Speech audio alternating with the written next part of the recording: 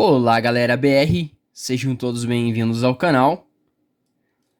Na videoaula de hoje vim trazer aqui para vocês um projetinho muito simples de estar fazendo, pequeno também, que não vai tomar muito tempo de você estar desenvolvendo, nem muito tempo de você fazer a tua protoboard, que é uma fonte DC 12 volts. É uma fonte com saída 12 volts DC, energia contínua. Como uma fonte que não tem ponte retificadora, ela vai ligado também em uma fonte contínua. Mas eu resolvi trazer esse projeto aqui para vocês porque essa pequena fonte aqui tem inúmeras aplicações, como por exemplo, aí sempre que você precisa de uma fonte 12 volts, às vezes você não tem uma disponível, os hobbyistas, aquelas pessoas leigas que estão iniciando em eletrônica, às vezes você não tem uma fonte 12 volts, mas você tem uma fonte de notebook aí disponível na tua casa. Então, qual que é o intuito? Uma fonte 12 volts aí para você estar testando os projetos, tanto de transmissores, qualquer outro projeto aí que geralmente nós utilizamos, eles são alimentados com 9 a 12 volts. Às vezes uma tensão, uma voltagem maior que você tenha aplicando aí no teu projeto, ele vai estar danificando o teu projeto e ele não vai funcionar. Então é uma fontezinha muito simples. Se por exemplo você não tiver uma fonte com energia contínua, você pode aí utilizar um transformador, utilizar uma ponte retificadora antes. O máximo de energia que você pode aplicar aqui é de 50 a 60 volts retificados. Esse projeto aqui não é só exclusivamente para os nossos projetos aqui do canal. Se por exemplo você quiser carregar um celular aí com entrada turbo 12 volts, também você vai poder carregar. Porque a configuração dela original te oferece então uma voltagem de 12 volts com 3 ampere. Então já é suficiente para estar conseguindo tocar às vezes um alto-falante, um amplificadorzinho, conseguindo fazer carregar o celular aí de forma muito rápida, inclusive, e outros projetos aqui do canal, como por exemplo transmissores aí com 3 amperes você consegue ter uma boa potência na saída do teu transmissor já. E por que que eu falei que você pode utilizar ele numa fonte de notebook? Porque a fonte de notebook é muito mais fácil de nós termos em casa com mais facilidade. Então, é muito mais fácil você ter uma fonte de notebook e estar ligando ela nesse pequeno, podemos chamar assim, diga-se de passagem, conversor de energia, mas que é uma fonte de alimentação de 12 volts, que vai estar convertendo aí a energia DC gerada aí por uma fonte primária nessa fonte secundária para 12 volts. O que vai ditar então aqui a voltagem dessa nossa pequena fonte vai ser esse camarada aqui, que é um diodo Zener. Esse diodo Zener aqui ele se aplica no projeto com 12 volts. No corpo dele está escrito ali 12V. Tem alguns que são 6, 7V, às vezes em 6,7, às vezes em 4,8V. Vai depender muito do teu diodo Zener. Você pode estar comprando em loja de eletrônica ou tirando de sucatas, de receptores e parabólicas e televisores e tubo de imagem, você encontra com facilidade. Esse diodo aqui ele limita uma quantidade de tensão de voltagem que passa por ele. Esse aqui só vai limitar 12 volts. Por exemplo, se eu quiser utilizar essa fonte com uma voltagem diferente de 12 volts, eu posso tranquilamente. Por exemplo, se eu quiser utilizar ela com 5 volts, eu também posso. A única coisa que eu tenho que alterar nela é esse diodo aqui, que deve ser de 5V. Se, por exemplo, eu quiser utilizar ela em 9V, o que eu preciso fazer? Mudar esse diodo aqui para 8 volts. E assim, consecutivamente, para a voltagem que eu desejo nessa pequena fonte. Vamos precisar de um capacitor de 470 microfarad por 16 volts. Sempre com uma voltagem um pouquinho maior para nós termos uma margem de segurança. Este capacitor aqui de 47 microfarad para filtragem e desacoplamento, para não ter ruídos da energia DC, às vezes, no nosso equipamento. O transistor aqui é o seguinte, pode ser um transistor, não necessariamente precisa ser o transistor do projeto, mas com certeza será muito importante. Por exemplo, ela está pedindo um D882, esse aqui é um D880, então o pinout desse diferente do D882 vai ser base à esquerda, coletor no meio e emissor à direita. Do 822 vai ser emissor à esquerda, coletor no meio e base direita. Esse transistor aqui é um equivalente que pode ser utilizado no lugar do D882. Em vez dele ser soldado, no caso dessa forma aqui, o 822 vai assim. Nós vamos soldar esse nosso com as costas para nós, dessa forma. Vai precisar de um resistor de 10K e um resistor de 2K2. Eu espero aí que a explicação tenha ficado boa, que agora nós vamos partir aqui para a montagem do nosso circuito. Se você baixou o esqueminha eletrônico que vai ficar disponível no site do Mega e do Google Drive aí abaixo do vídeo, você vai ver que nesse ponto aqui é a saidinha de voltagem DC. Aqui vai ser a entradinha, o GND vai vir por essa trilha contornando até sair no circuito da saída DC 12 volts. O GND sempre vai contornar e vai ter que sair, pessoal. A única coisa que ele vai ter é uma filtragem aqui para remover o ruído da energia elétrica. Nosso positivo vai passar aqui a nossa esquerda pelo circuito, passar pelos resistores, transistor e vai sair desse ponto aqui.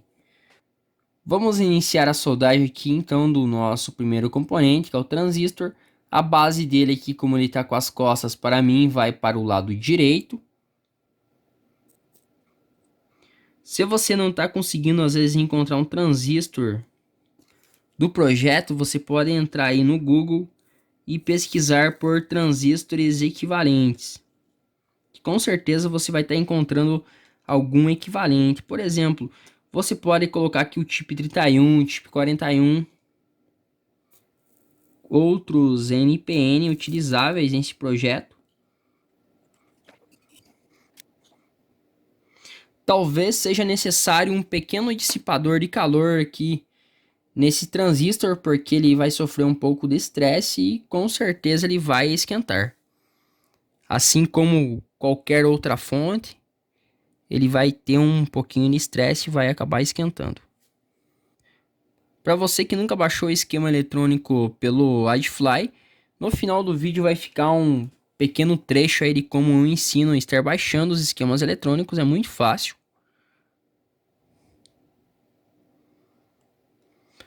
O nosso diodo Zener, ele vai com a listrinha preta aqui para a base do nosso transistor. Com a listrinha preta para a base do nosso transistor D822.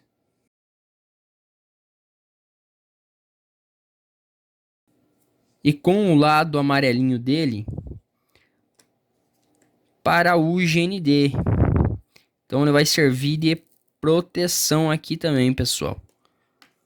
Além de ele fornecer a energia correta para o nosso circuito, ele vai então servir também de proteção para o nosso circuitinho aqui. Aqui, pessoal, agora da entradinha positivo DC até o coletor do meu transistor, vai um resistor de 10R, diferente de como eu tinha falado que era um resistor de 10K, na realidade é um resistor de 10R ohms. Desculpe lá por esse erro, mas é um resistor de 10R ohms. Vamos soldar então na entradinha DC, que vai vir numa fonte primária, até o coletor do nosso transistor. Essa fonte, então, para aparelhos celulares que carregam com 12 volts, com carregadores turbo, você pode estar utilizando, mas aparelhos que carregam com apenas 5 volts, Se você trocar aqui esse diodo, você vai poder estar usando no teu aparelho que carrega com 5 volts. Diferente, não. Agora, da entradinha DC do positivo, entradinha DC positivo que está aqui, até a base do nosso transistor vai um resistor, deixa eu tentar dar um foco aqui, de 2K2, que é vermelho, vermelho e vermelho. Nós precisamos de uma pequena realimentação na base do nosso transistor para poder ativar ele e ele ficar operante.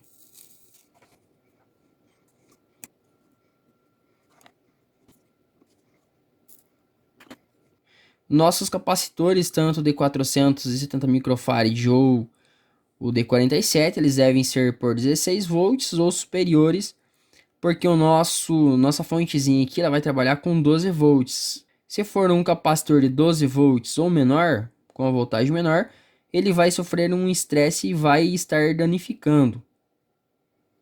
Então, é sempre bom ter uma margem de segurança se tratando em componentes.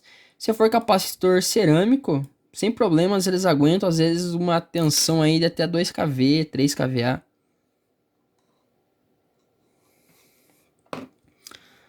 Um detalhe para você que está iniciando em eletrônica agora, sempre essa listrinha, independente da cor dela, independente se o capacitor é branco, essa listrinha é preta, ou se ele é preto, a listrinha é branca, essa listrinha vai ser o negativo do capacitor. Eletrolítico ele tem polaridade, então nós vamos soldar essa listrinha para o lado da placa aqui do GND, que percorre esse lado aqui do nosso circuito.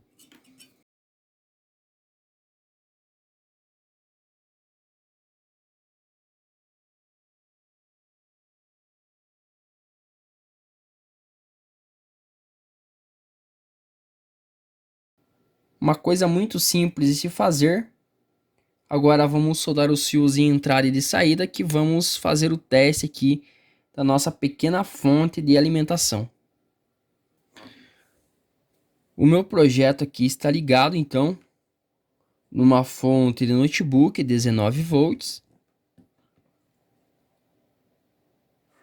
Está plugado aqui para nós fazermos um teste. Eu vou testar com o meu multímetro, pessoal. Vocês vão ver um detalhe aqui. Vamos deixar ele na escala de energia contínua. O V com o tracinho. Só que com o multímetro, como não tem regulador de voltagem, no circuito ele sempre vai dar diferença, dependendo muito do multímetro. Como esse não é um multímetro de boa qualidade, não é bem preciso, então ele vai marcar a energia determinada pelo carregador primário. GND, ponteira preta no GND e ponteira na saída de energia. Como vocês podem ver, ele está marcando 18 volts, mas como eu já mencionei, o meu multímetro ele não é tão preciso para determinadas coisas. Saída principal, a primeira fonte, e agora a saída aqui da segunda fonte. Mas se nós pegarmos um VU, vou tirar o meu multímetro aqui do lado, vou desligar ele. Se nós pegarmos um VU, nós já fizemos no canal esse VU. Esse meu VU a 12 volts ele acende até o terceiro LED. Ele acende 3 LEDs ligados a 12 volts. Esse meu VU ele tem uma precisão muito maior do que meu multímetro, por exemplo. Vamos fazer o teste aqui então para vocês verem. Deixar o meu VU aqui aparente para vocês estarem observando. E vamos ligar aqui na saidinha DC já depois do transistor.